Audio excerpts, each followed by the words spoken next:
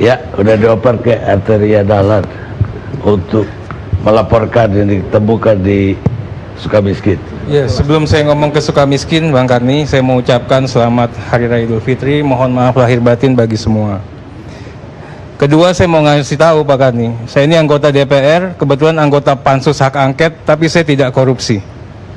Jadi kalau dikatakan anggota DPR ada korupsi itu, saya bisa beranilah saya sampaikan. Kemudian Pansus Hak Angket ini tidak ada kaitannya dengan perkara yang sedang dihadapi KPK. Kami diminta hadir, pimpinan kami tadi datang. Tapi kalau KPK diminta datang, dia nggak mau datang. Itu. Kemudian kami cinta KPK Pak Karni, tapi kami juga sangat cinta KPK ini janganlah untuk kita bubarkan. Tapi kita mau ingatkan, kita nggak mau agenda kita yang sangat sakral pemberantasan korupsi ini ditunggangi oleh kepentingan-kepentingan yang kita nggak tahu ini kepentingan apa, makanya kita bentuk yang namanya pansus. Kita nggak mau lembaga negara yang begitu terhormat dibuat distrust, dibuat saling tidak percaya, sehingga ada orang sengketa di MK, hakim MK begini, ada masalah di polisi, polisinya korup, nggak ada yang bisa menyelesaikan. Mungkin tidak terpikirkan bagi kita semua apa yang kita perbuat atas nama pemberantasan korupsi, distrust ini terjadi di mana-mana. Memang Pak Karni, kita juga sadar waktu bentuk undang-undang ini, undang-undangnya diskriminatif. KPK diposisikan sebagai hadir karena lembaga pemerintah lain tidak efektif, tidak efisien di dalam menerapkan mengusut tindak pidana korupsi. KPK yang masuk 200.000 Pak, tapi yang diperiksa mungkin 200 yang masuk ke publik. Apakah itu efektif dan efisien, pertanyaannya? Saya bisa bandingkan sama polisi sama jaksa. Perkara yang masuk ke mereka berapa, yang diperiksa berapa, hasilnya apa. Ini ada teman-teman juga sih. Artinya juga nggak tepat juga kita itu. Apakah dengan perilaku diskriminatif KPK ini kita izinkan untuk lembaganya menjadi suprim? Atau kita tetapkan hukumnya yang suprim? Apa kita izinkan KPK nggak boleh diawasin Pak? Apa kita izinkan KPK tidak boleh dimintakan pertanggungjawaban publiknya Pak?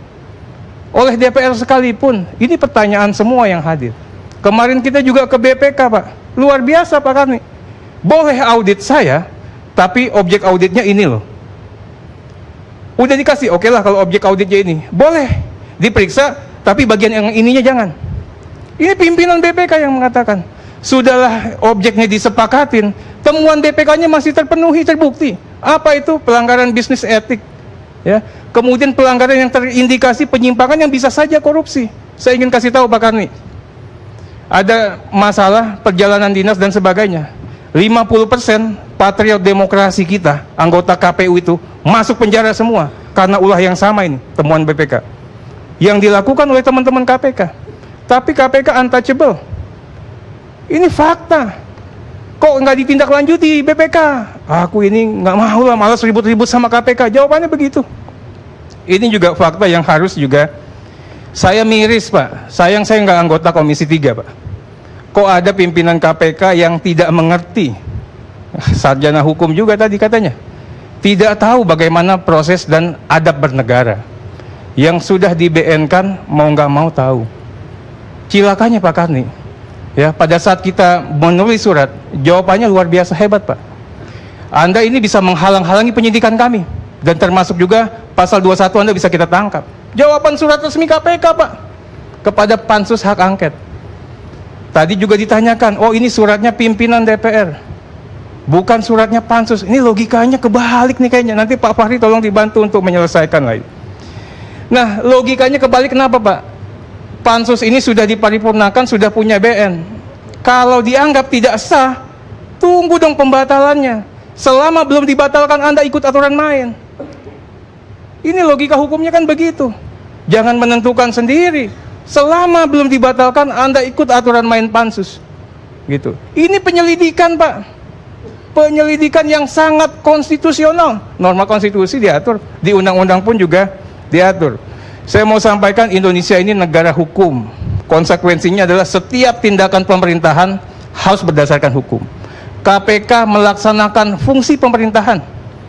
KPK adalah lembaga negara pembantu presiden di bidang penegakan hukum. Itu istilah tata negaranya. Pahamilah itu, makanya dia dapat APBN Pak. Makanya dipanggil oleh Komisi 3. Pengawasan oleh Komisi 3, ya tetap, silahkan saja.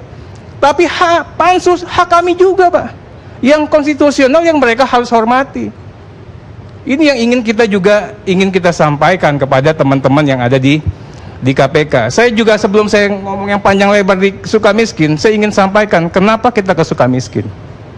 Pak Karni, kita sudah buat posko. Posko itu bagi yang kebebasan hukumnya tidak terganggu. Orang bebas bisa datang ke pos, mengatakan kehilangan akal atau kewarasan, DPR datang ke sana. Ya, kita lembaga negara lakukanlah sebagai layaknya pimpinan lembaga negara yang terhormat, berperilaku terhormat, Pak. Nah, kemudian saya ingin sampaikan lagi, kenapa kita ke sana, Pak? Kenapa kita ke sana? Kemudian dikatakan, kok narapidana? Bang, narapidana kau dengarkan. Saya ingin sampaikan, Pak, kami datang hanya menggali informasi. KPK datang tidak menggali informasi, mendasarkan vonisnya pada keterangan narapidana. Diperbolehkan, Pak. Jangan dibalik-balik faktanya. Kita akan juga bisa berbalik. Pemeriksaan ini sederhana. Aspek kelembagaannya bagaimana? Ya. Kemudian aspek aparatur personilnya bagaimana? Tata kelola keuangannya bagaimana? Irregularities-nya, penyimpangan-penyimpangan yang mereka lakukan ini sejauh mana? Tinggal dijawab aja. Kalau benar ya nggak apa-apa, malah bagus itu. Tapi kalau nggak benar, kita nggak bilang KPK bubar. Tapi apa? Tolonglah diperbaiki supaya kembali kepada jalan yang benar. Nah, saya ingin sampaikan juga, Pak Karni, saya kaget. Kemarin kita ke BPK, saya, Bang, setiap yang namanya OTT, saya katakan KPK itu benar. Tangkap itu penjara. Kalau perlu nggak usah lah, berberat hukuman. Tapi apa, Pak Karni? Itu bukan OTT, Pak. Itu namanya sandiwara teatrikal, Pak. Dramaturgi, Pak. Tampilan apa, isinya apa.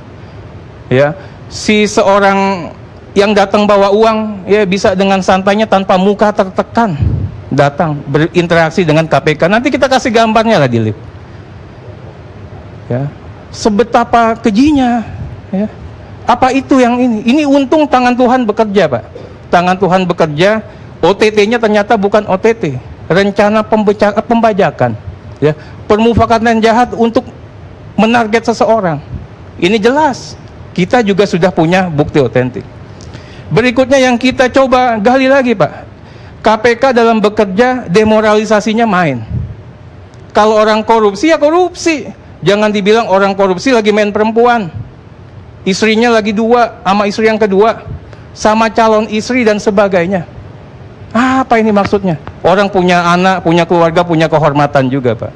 Nanti kalau saya ngomong begitu dibilang saya membela koruptor. Nah, berikutnya, Pak, masalah intimidasi. Nggak bicara benar salah, hukuman Anda mau saya naikkan nggak? Atau mau saya kurangin? Anda bisa, saya kasih 3 tahun, tapi Anda bongkar Kapolri yang salah. Ini fakta. Saya kasih 3 tahun, ternyata dia nggak mau bongkar, 18 tahun. Ngeri, Pak. Ngeri, Pak. Oh, ada buktinya, ini buktinya ada, saksinya ada semua, Pak. Apakah layak, Pak, Hadi Purnomo, kita akhirnya ngomong orang ini, pada saat dia mau purna hari terakhir, ya, tiba-tiba langsung hadiahnya nggak hanya hadiah ulang tahun, Pak, tersangka KPK langsung dipenjara. Kenapa sih dicari pas hari ulang tahunnya? Logikanya begitu.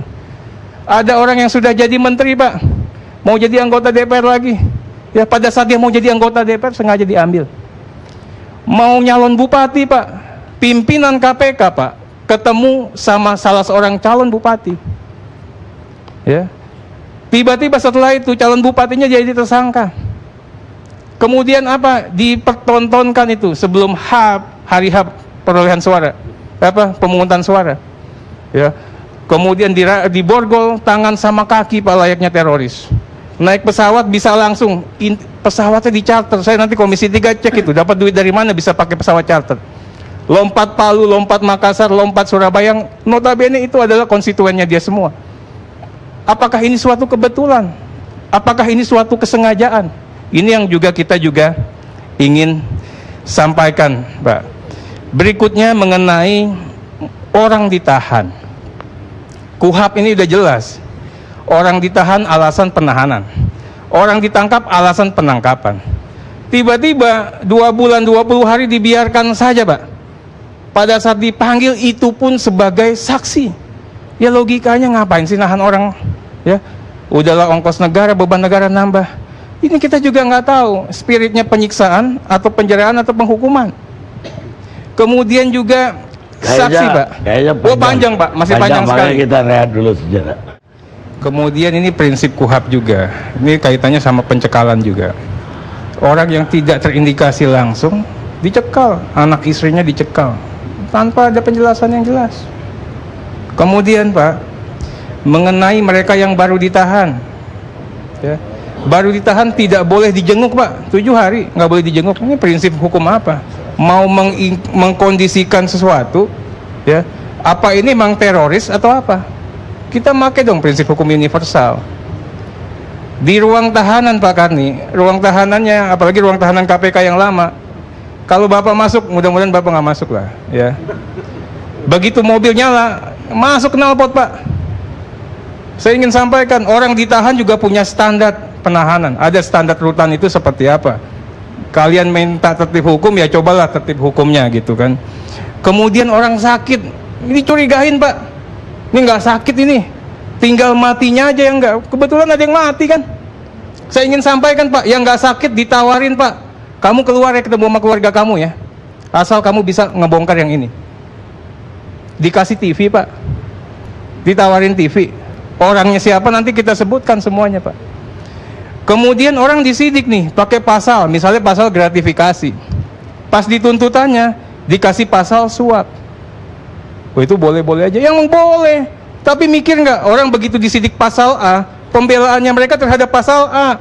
Yang pasal ininya dia nggak ngebela Pak. Wah, lu kan bisa pra-peradilan. Logikanya udah dilimpahin, mana bisa pra-peradilan. Sayangnya Pak, rakyat publik tidak mau mencerna terlalu dalam. Ada fakta ini. Kemudian mengenai saksi, Bapak dibilang korupsi, kamu terima uang ya? Iya sih terima uang. Kamu terima uang 400 juta ya, sama 350 juta, iya balikin sini. Orang karena malas dia balikin uangnya Pak. Dibuatin berita acara tapi kita nggak dikasih kopi berita acaranya. Cilakannya Pak Karni, di berkas perkara nggak ada Pak. Kemana uang itu Pak? Kalau satu saksi Pak, berapa banyak saksi yang diperiksa yang suruh balikin uangnya kita nggak tahu.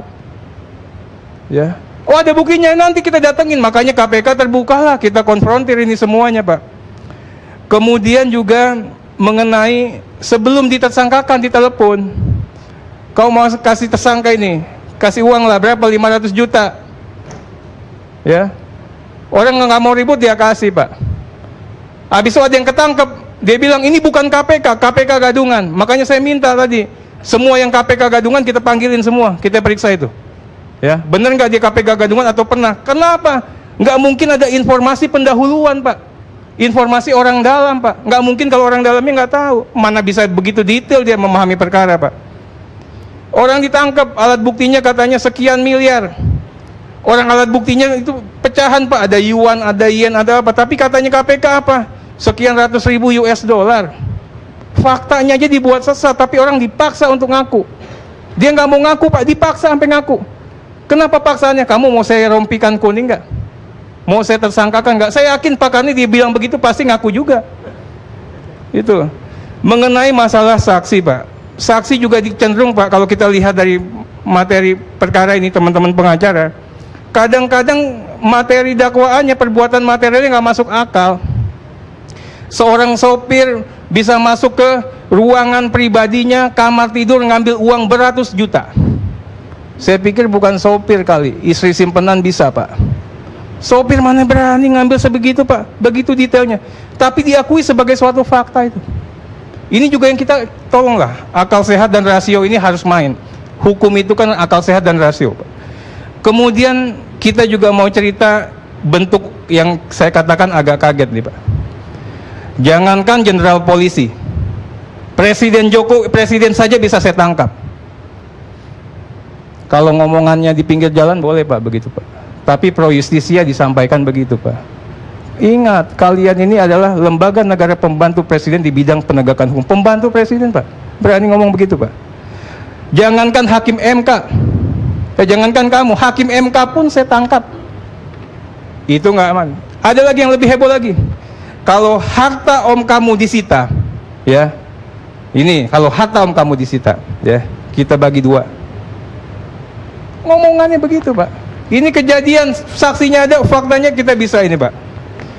Kemudian mengenai ekspos BAP, ini jelas di KUHP. KPK sendiri kalau pengacara minta yang namanya BAP nggak pernah dikasih, Pak. BAP tersangka wajib hukumnya dikasih, tapi sama KPK nggak dikasih. Saya kasih tahu, Pak, ternyata kalau teman-teman media dikasih, Pak, bagian-bagian yang jeleknya aja dikasih. Media dapatnya dari mana kalau nggak dari KPK, Pak? Kita nggak pegang. Saya ingin sampaikan juga pasal 185, Pak, mengenai masalah apa yang saksi nyatakan di persidangan, itulah fakta persidangan versinya saksi. Tapi apa, Pak Karni? Ya, yang saksinya sudah mencabut, saksinya sudah menyatakan tidak benar, tapi fakta persidangannya tetap sama, Pak. Nggak ada tuh yang namanya pemeriksaan persidangan di pengadilan, Pak. Jadi kalau KPK mengatakan kan sudah ada proses pengadilan, nggak ada proses pengadilan. Yang ada apa? Dakwaan yang kalian paksakan dimasukin ke tuntutan, itulah yang hakim suruh periksa. Jadi tolong ini bangun argumentasinya yang logis, akal sehat, dan punya manusiawi sedikit. Kecuali memang ada itu, Pak. Kemudian keterangan seorang saksi bukan saksi. Di banyak perkara seorang saksi-saksi, Pak. Nanti kita hadirkan perkara yang mana saja, Pak. Saya ingin sampaikan ke teman-teman advokat. Kebetulan saya advokat juga waktu di MK. Nggak lebihnya lah, teman-teman ini posisinya dari orang-orang terhina, Pak. Mau datang suruh antri dulu, saya nggak tahu si resepsionisnya masih baik nggak. Dulu sih galaknya minta ampun. Sana, ambil kartu, tukar. Coba diperiksa. Periksa semua. Ini apa ini? Ini pulpen, Pak. Dianggap alat perekam, Pak. Saya ingin sampaikan, Anda boleh berbuat gitu, kecuali kan temukan ada pengacara-pengacara yang seperti itu. Pengacara ini adalah profesi terhormat, Pak. Tapi nggak ada itu penghormatannya di situ, Pak. Kita punya undang-undang advokat juga, Pak. Berikutnya pasal 166, Pak. Pertanyaan menjebak, ya bisa diprotes. Di KPK jangankan diprotes, Pak. Diusir, Pak, pengacara, Pak. Siapa pengacara yang diusir, nunjuk tangan aja. Diusir, Pak. Padahal itu hak, Pak. Ini kejadian. Bagaimana juga penyelidikan yang pilih tebang, Pak. Bukan tebang pilih, Pak. Tebang pilih, mati dulu semua dipilih. Ini nggak pilih tebang. Ada 13 orang melakukan perbuatan serupa, yang diangkat cuma 1 orang, Pak. Ada orang yang disuruh melakukan, hukumannya, Pak, lebih berat daripada yang menyuruh melakukan. Ini KPK juga yang buat, Pak. Berikutnya juga bagaimana merekayasa BAP, Pak. Saksi-saksi dipaksa, Pak, untuk menyatakan fakta yang tidak sebenarnya. Saksi berani dikonfrontir. Jadi makanya KPK nggak usah ini. Kalau kami yang berbohong, kita sudah punya. Saya sudah siapin di belakang semua dokumen buktinya, Pak. Tanda tangannya tanda tangan cap basah semua. Ya, kalau memang nggak ini, laporkan sebagai apa? Pencemaran nama baik. Ya, kemudian mendiskreditkan KPK pidana semua, Pak. Tambahin tuh hukuman narapidana semua. Tapi misalnya terbukti, Pak, KPK juga harus introspeksi. Kan kami cuma minta introspeksi, Pak, bukan minta bubarin KPK, Pak. Kok takut banget itu, Pak? Kemudian, Pak, saya juga bisa memperlihatkan bagaimana GC, Pak. GC itu Justice Collaborator, Pak. Tidak pernah diatur di undang-undang, undang-undang apapun itu, tapi sama KPK jadi modalnya, Pak. Ini yang saya katakan, dengan GC, KPK melakukan tindakan korupsi. Kenapa begitu, Pak? Kewenangan KPK penyidikan dan penuntutan. Pada konteks itu, dia bisa menawarkan GC. Kalian mau bantu bongkar perkara? Yuk, kalian kita bantu ringankan hukuman. Tapi, Pak, bagi vonis tidak boleh dibuat GC, Pak. Terpidana, Pak. Ini KPK, Pak. Terpidana yang namanya begitu ngetop. Ya, saya nggak usah sebutkan nama terpidananya. Diberikan GC sampai 23 bulan per hari ini, Pak. Nanti nambah lagi nih GC-nya. Nambah lagi. Tadi ada yang sebutin tuh namanya siapa? Ya. Nazarudin, Pak, nambah lagi, Pak. Padahal hukumannya 6 tahun dan 7 tahun. Artinya apa? Sepertiga sudah digunting sama KPK.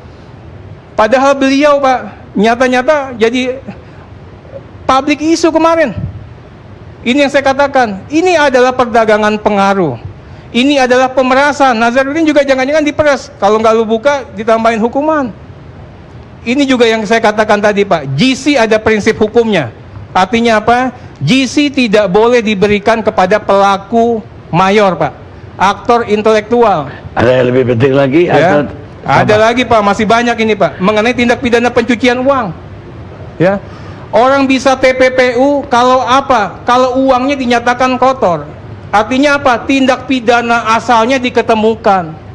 Kalau nggak ada tindak pidana asalnya, tiba-tiba orang TPPU bagaimana? Berikutnya, ada nggak kewenangan KPK untuk melakukan penuntutan nih di TPPU? Ini tolong ya, yang muda-muda juga tolong itu nanti disampaikan. DPR bukan mencari kesalahan, kita mau meluruskan hukum ini. Kemudian bisa nggak TPPU itu lari ke perilaku yang di tahun 2002? Yang di kuburan aja sekalian diperiksa kalau begitu, Pak. Kok nyari-nyari yang ada yang di depan mata pun sudah bisa. Begitu juga mengenai penyadapan. Tadi juga sudah disampaikan, saya ingin sampaikan begini, Pak. Apakah selama ini, Pak, ya, sprint lead itu terbit dulu baru disadap? Ya, ini jawabannya banyak, saksi fakta juga banyak, teman-teman pengacara pasti tahu. Jangan-jangan sprint lead-nya belum ada, sudah disadap duluan. Kemudian apakah KPK tunduk ini? Tadi KUHAP nggak mau tunduk. Tunduk nggak sama putusan MK? Apa sih yang namanya lawful interception versinya MK? KPK nggak bisa diistimewakan, bahasa sederhananya. Tunduk pada ketentuan universal. Sudah nggak dilakukan. Ini mau kita angkat di semua, Pak. Saya ingin sampaikan kalau itikat baik, Pak. Ya, itikat baik. Itu nggak perlu orang dijebak. Ingat aja, kalian mau kasih uang ya? Nggak usah. Selesai. Negara hening, orang juga kapok, Pak. Jangan orang 10 juta ditangkap, Pak. Ongkosnya juga mahal. Walaupun tetap salah, itu adalah salah, Pak. Berikutnya mengenai kerugian negara. Yang punya kewenangan menilai kerugian negara itu adalah BPK. Belakangan KPK lain lagi, Pak. Nggak happy sama temuan BPK, dia lari ke BPKP. Oh, ini ada permainan yang mengerikan juga. Ini bisa kita buktikan dan kita bisa uraikan. Saya ingin sampaikan, ada yang sudah dikatakan BPK temuan, sama KPK nggak ditindaklanjutin tuh. Ini temuan di depan mata, yang minta temuannya dia, tapi dia sendiri yang tidak menindaklanjuti. Berikut mengenai hibah. DPR, partai politik kemarin heboh. Kenapa heboh? Karena partai politik akan dinaikkan dari anggaran itu 2, sekian M buat kami nih partai menjadi 20 M. Tapi tahu nggak, Pak? KPK terima dana 96 M dibagikan ke LSM yang kalau partai politik, Pak, anggotanya ribuan, ya, konstituennya itu sampai jutaan. Ya, ini cuman satu kelompok itu paling 300 orang ngabisin dana seperti itu, miliaran. Ya, tapi nggak pernah kita bahas karena dianggap ini tidak populer, Pak. Nah, saya juga minta, kan kami sudah minta bagaimana aliran dana itu bisa dicoba diusut lah. Berikutnya penerapan pasal 112. Ini donor asing apa nggak ada kontribusinya, Pak? Apa kita nggak berkontribut, nggak berprestasi? Saya ingin sampaikan ada pasal 112 KUHP, Pak. Memberikan informasi keterangan surat kepada orang asing ada hukumannya 7 tahun. Ya, kita nggak pernah sampaikan saja. Kita ingatkan ini. Kalau memang benar ada kejadian seperti itu, Pak.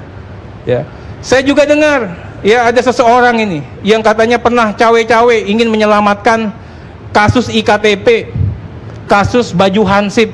Orangnya ada, nanti kita sebut. Ya, kalau nggak mau ngaku nggak apa-apa. Tapi saya nggak usah buka di sini lah. Ya. Kemudian minjem uang, KPK katanya minjem uang 5 M buat pancingan katanya. Tiba-tiba uangnya diambil lenyap, Pak. Si orang yang punya uang bilang apa? Udahlah, nggak usah diperkarakan daripada gue nanti berperkara sama dia. Ini fakta. Ini fakta betul yang saya minta ini. Nanti teman-teman juga bisa menjawab. Saya ingin sampaikan, Pak Karni, kita lupa semua. Di KUHP punya yang namanya kejahatan dalam jabatan. Tapi kita nggak pernah, Prof. Yusril, untuk mempergunakan itu, Pak. Ada kali-kalinya kita ingatkan juga, Anda yang menjabat, berkuasa, apalagi penegak hukum, ingat ini. Ada kejahatan dalam jabatan, masih ada hukumnya, dan mungkin bisa kita terapkan, Pak. Saya sampaikan, pengadilan saat ini seperti kantor pos. Masuk, tapi yang keluar hukuman, Pak.